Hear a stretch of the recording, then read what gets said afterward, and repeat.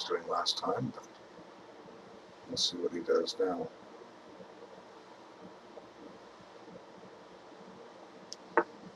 Okay, knight f3. I'm going to try to play one of the main lines here.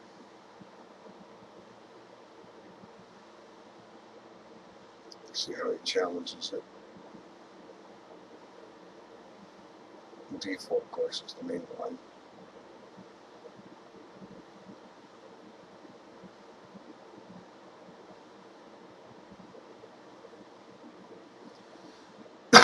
Alright, so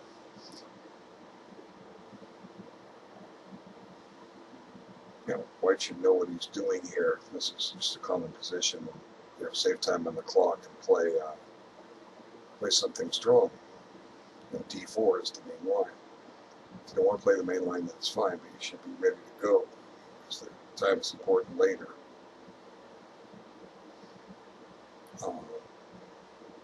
I spent 16 seconds on 2 moves. Okay, good. So pawn takes. Now after knight, probably should take the knight. Queen takes is a line. Queen takes, knight c6, bishop b5, bishop d7, bishop takes c6, bishop takes c6.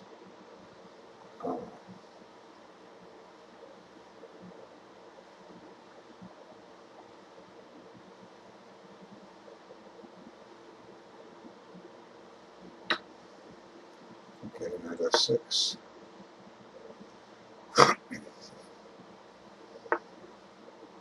We'll play the knight or variation, see what he knows about this.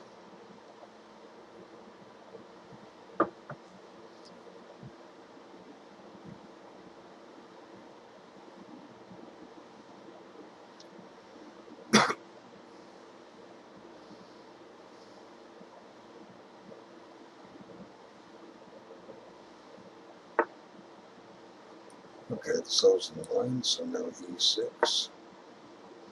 Now bishop b3 is the main line, just get that bishop out of danger.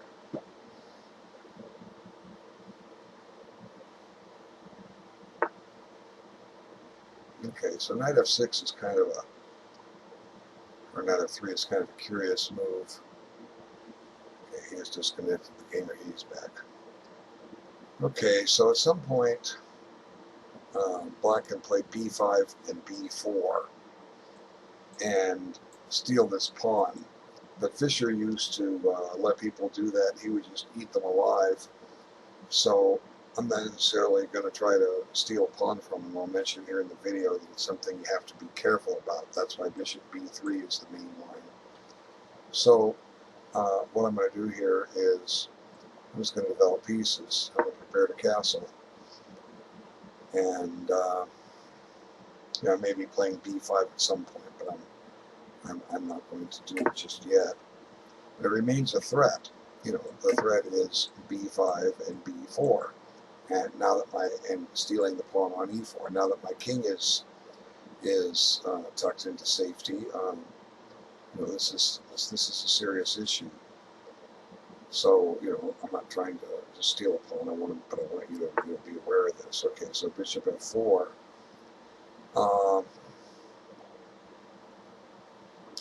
Let's see, I've got some indirect pressure on d6. So, I'm thinking I'll just go ahead and play b5, and I may follow up with bishop b7. And, this is a serious issue here, the safety of this e-pawn. So, if I play bishop b7 here, I'm on the pawn twice, it's defended by the knight, and there's a threat of b4. So, there's one advantage of waiting here. I could play b4 now, but again, I'm not quite wanting to. Bishop b7, he could play e5. Now, if pawn takes, I don't mind a queen trade because that brings my rook into play. And then I have a threat of crippling his pawn structure over here. So, I know there was a game where I lost I lost my e-pawn to this trick. I just let it sit there too long and it popped up, and I was playing on a 2300 player about 40 years ago, and he just ate me alive. So I'm going to play here. And, if he saves his pawn, it's not, the end of the world for me if he plays e5. Um,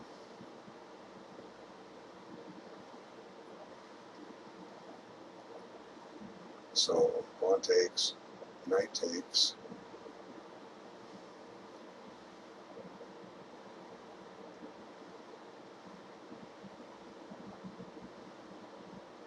I have moves like queen d6. Okay, so you kind of see the threat on e4. Okay, so here I've waited to do it. I think I can just get away with it now. Let's see, b4, knight a4. Because I've lost my connection. Well, I haven't lost my connection. Looks like the connection may be temporarily unstable. I have a very strong connection, thank you. Chess.com, it's your fault. Okay, b4, knight a4. Knight takes e4. Yeah, I'm just going to do it. So, I guess he didn't know about it, but now he will. So that's an important lesson here. And what I have to do is then pick up the pawn and keep it.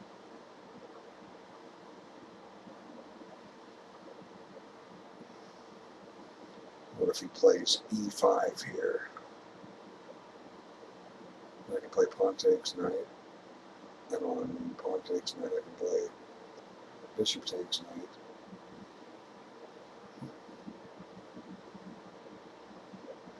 He's been a little bit of trouble there.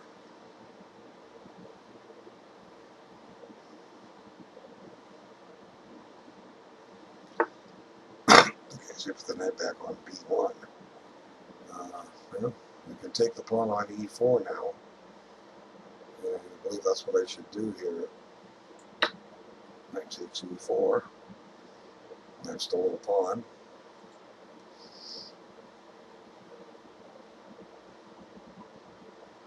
I have a little trouble developing this knight. Maybe, let's see. I can't go to c6 because I cut off communication here. Go to d7. Okay, I've got the proverbial hatches battened down on d6. Okay, so now he's threatening to win a piece. So the way I like to play, I like to avoid exchanges. I'm going to play this knight to c5. That threatens to pick up the bishop for what it's worth. Now I could trade on d2, but that just develops his queen. Let's let his pieces sit back there. Okay, so we preserve the bishop, to be expected. Now, I could play d5 here. That closes the diagonal here, takes away e4 from him, gives him e5. So I want to play knight d7, but then I hang back the pawn. Okay, so I have knight c6.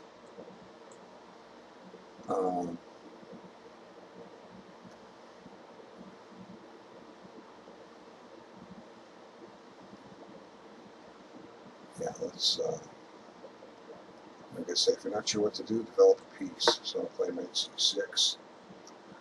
That gives some protection to b4.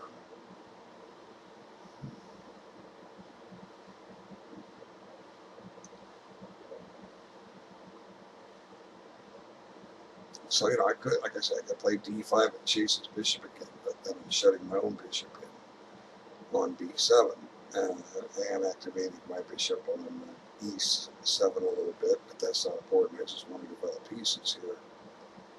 So I may follow up with queen c7 and rook AC8, followed by rook D8. You know, I'm just a healthy pawn ahead.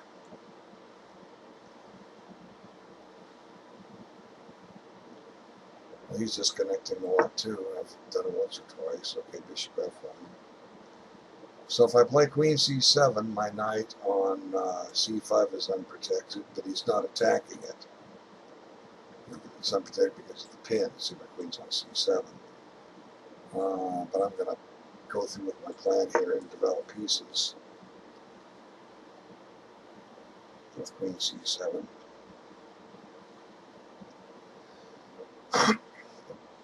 And put my rook on C8, AC8, and then play rook A8. You know, the objective is to develop pieces. Get them in play. Get them in play, then you can think about using them. I'm not working any magic. You know, I'm putting my pieces in play, and then I'll focus in on what I consider to be weak in this position. Okay, now my pawn is definitely pinned. Let's see, how many times is he attacking it? He's attacking 3 times. Okay, so I can't just play the automatic rook AC8. He takes it, so I have to stop and play rook FD8, which was on my list. Let's see. Now, what if he played? Well, he can't. See, if his queen, say I play, or let me rephrase this. Suppose this queen was on E3. He would be threatening to play queen takes, and I lose a piece. So it takes him 2 moves to get to E3. So, for instance, rook here. Let's just pick this move, for instance. Rook here. This was my intention. And then queen here. He is threatening. You know, he could do this, but I take back. And all we do is swap queens and a pair of minor pieces, because then my rook comes up and takes. So here, I'll just play rook FD8 and await further developments. So I don't really have any terrific squares for my pieces. You know, my d pawn is pinned. I do have the possibility at some point of playing E5. That move could be a little bit of a nuisance for him.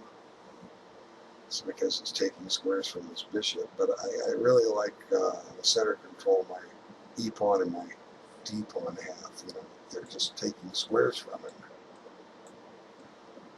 There's nothing you can do here with, you know, you can't put pieces in those squares. You know, meanwhile, for white, this rook remains out of play. He has, he doesn't have queen D4 because my knight's on it. So, you know, he could play queen E2 or queen D2 here.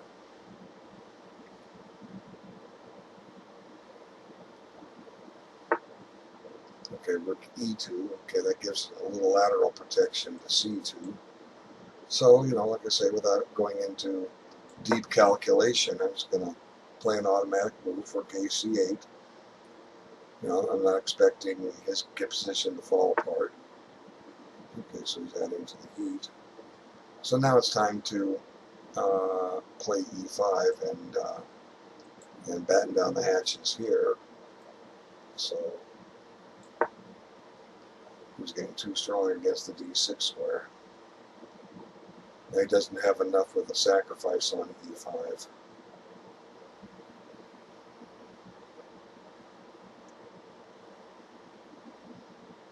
So after his bishop moves, I may play F6 with the idea of reinforcing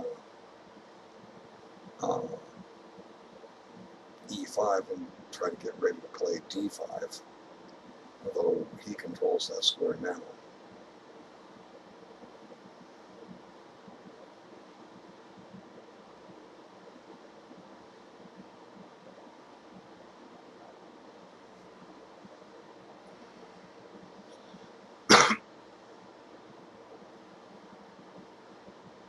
That's the beauty of Sicilian defense when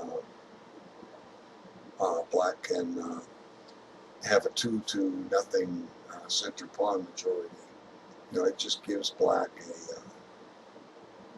a strong position. White doesn't.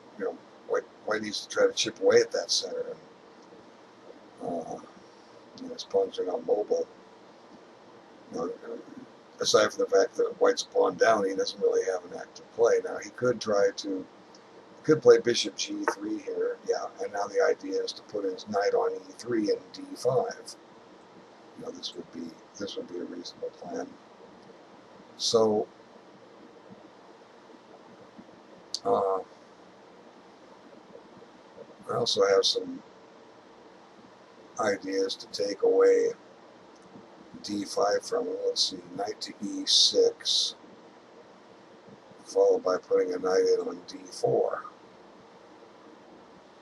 Alternatively, I have bishop f8, and if he plays knight e3, then I can put the knight on e7.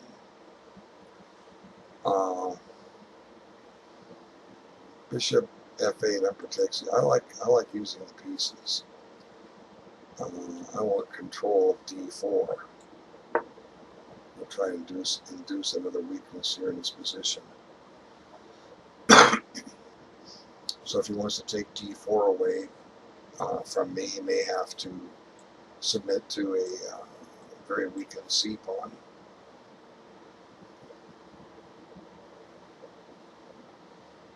I have moves with great threats like pawn f5, but at this stage I want to improve the position of my pieces. I could have also played, I didn't do it, let's back this up a second and consider it. I could have also played knight to e4. The idea is chase his rook and then pick up the bishop pair. But I like knights. Knights are good pieces. So here my idea is, trying to plunk a knight in on e4 or d4 and activate this bishop.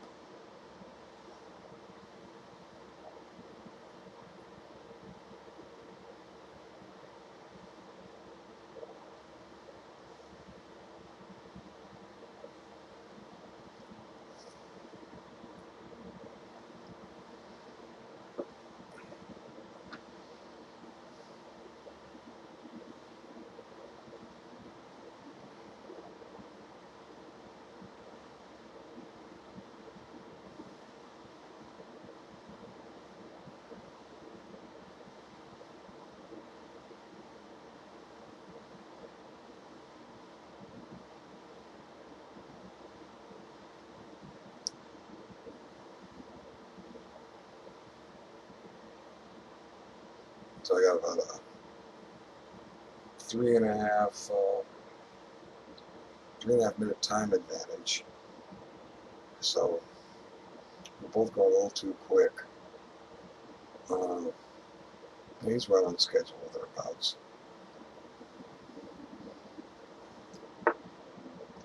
Okay, so bishop e2. What does this accomplish for him?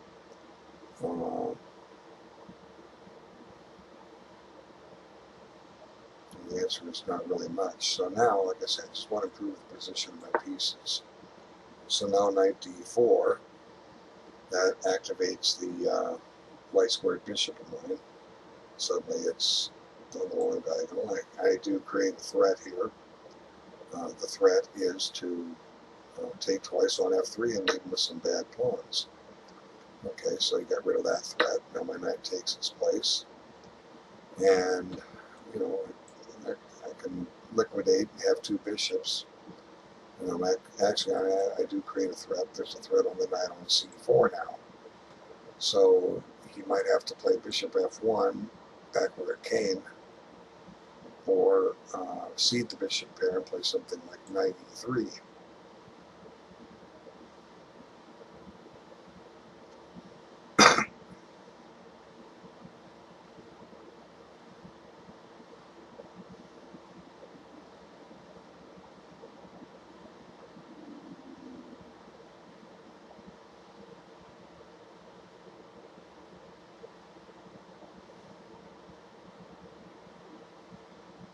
So it's not the easiest task here for white.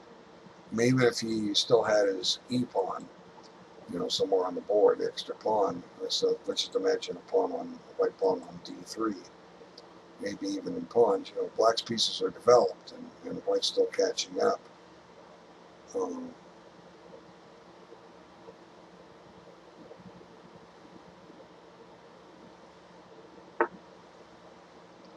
Okay, there's that weakening move. I think that drops a piece, though. Let's see. I'll take this and attack his rook. And after pawn takes, if he has to, and now knight takes check, and then I pick up the knight on c4.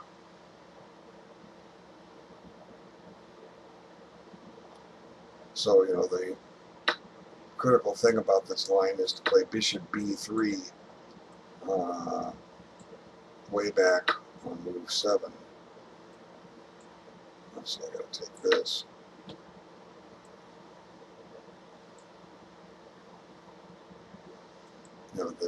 This position has been known in theory since before I was born. Okay, so now I'm up a piece. What's my advantage? A piece and a pawn. So, logically, I discussed when you're ahead,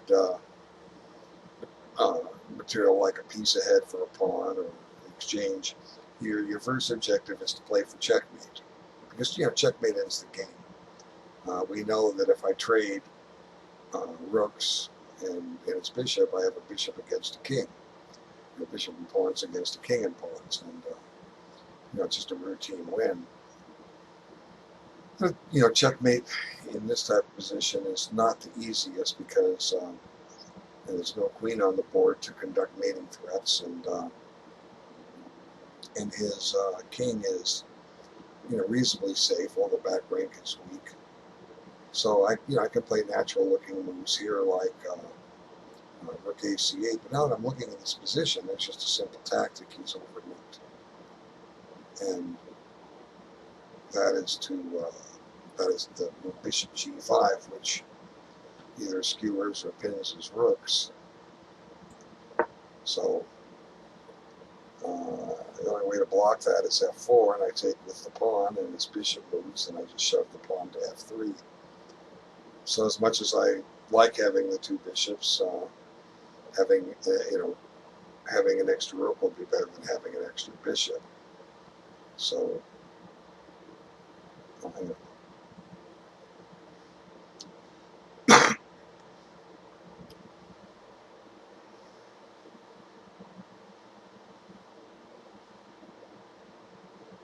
could play a move like rook b1, bishop takes, d2, rook takes, b7, but he's still down a rook, and the c pawn is falling. Okay, so he's going to give up the exchange, and then he's going to drop a pawn down here, and I do have a back rank threat, so he needs to cover that. So, oops, no, it's just a little blunder. Okay, now he's walking into mate. Nice tactic he had. He saw what he could do, but he didn't see my threat. So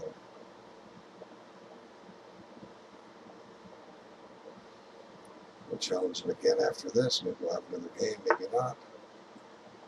There it is. Thanks for playing.